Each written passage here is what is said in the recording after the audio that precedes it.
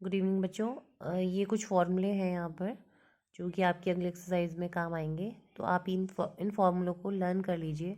अब देखिए है क्या, सबसे पहले है वृद्धि प्रतिशत बराबर वृद्धि बटे प्रारंभिक मान गुणा 100, है ना। तो वृद्धि क्या होती है, वृद्धि प्रतिशत क्या हुआ, जैसे मान लो आपकी क्लास में 30 बच्चे थे और अगले साल आपकी क्लास में 50 बच्चे हुए ना। तो आपके क्लास कितने बच्चों की बढ़ोतरी हुई, 20 बच्चों की बढ़ोतरी हुई। तो वृद्धि कितनी हुई, 20।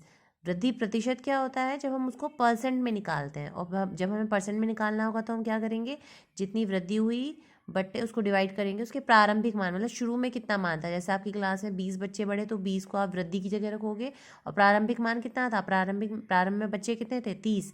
तो 20 बट्टे 30 गुणा 100, वहाँ से उसको सॉल्व करके जो भी आएगा वो वृद्धि प्रतिशत हो जाएगा। इसके बाद आता है ह्रास। ह्रास मतलब होता है कमी, कितनी कमी हुई। जैसे आपका वृद्धि का फॉर्मूला था वैसे ही कमी का फॉर्मूला भी है। मान लो आपकी क्लास में 30 बच्चे थे, अगली साल आपकी क्लास में 10 बच्चे रह जाते हैं ना, तो इस बार क्या हो गई, कमी हो गई। तो यहाँ पे अगर हमें कमी निकालनी है, अगर नंबरों में, तो हम सीधे सीधे निकाल देंगे कि 30 में से हमने 10 को घटा दिया तो 20 आ गया, यानी कि कमी हुई 20 बच्चों की। लेकिन अगर हमें प्रतिशत में निकालना है तो हम इस फॉर्मूले से प्रतिशत में निकाल सकते हैं। इसके बाद अगला फॉर्मूला है बट्टा बराबर अंकित मूल्य माइनस विक्रय मूल्य। बट्टा क्या होता है, जिसको हम बोलते हैं इंग्लिश में डिस्काउंट। जैसे आप बाज़ार में जाते हैं, है ना, बाज़ार में जाते हैं तो आप कोई भी चीज़ खरीदते हैं तो उस पर MRP कुछ जो लिखा हुआ होता है उसको हम बोलते हैं अंकित मूल्य। लेकिन आपको मान लो कोई चीज़ है, उस पर लिखा है 500 रुपये, लेकिन वो आपको 500 की नहीं मिलेगी, कुछ कम की मिलेगी, कुछ कम की मिलेगी, मतलब उस पर कुछ डिस्काउंट आपको मिल रहा है। मान लो आपको वो 400 रुपये की मिली, है ना। तो अंकित मूल्य तो हो गया 500, 400 क्या हो गया, विक्रय मूल्य। तो अंकित मूल्य में से विक्रय मूल्य घटा दो तो वो बट्टा आ जाता है, यानी कि डिस्काउंट आ जाता है। इसका मतलब आपको 100 रुपये का क्या मिला, डिस्काउंट मिला। समझ में आया। तो बट्टा मतलब डिस्काउंट, कि आपको कितना डिस्काउंट दे रहा है उस चीज़ पे। ठीक। तो अंकित मूल्य जो उस पर लिखा होता है, विक्रय मूल्य जितने में आपको वो बेचता है दुकानदार।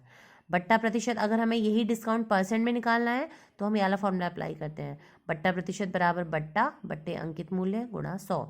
फिर इसके बाद अगला फॉर्मूला है लाभ बराबर विक्रय मूल्य माइनस क्रय मूल्य। तो किसी भी चीज़ में हमें प्रॉफिट हो रहा है या लॉस हो रहा है, वो हमें कैसे पता चलेगा। मान लो हमने कोई चीज़ खरीदी, देखो जितने में हम खरीदते हैं वो कहलाता है क्रय मूल्य, और जितने में हम बेचते हैं वो कहलाता है विक्रय मूल्य।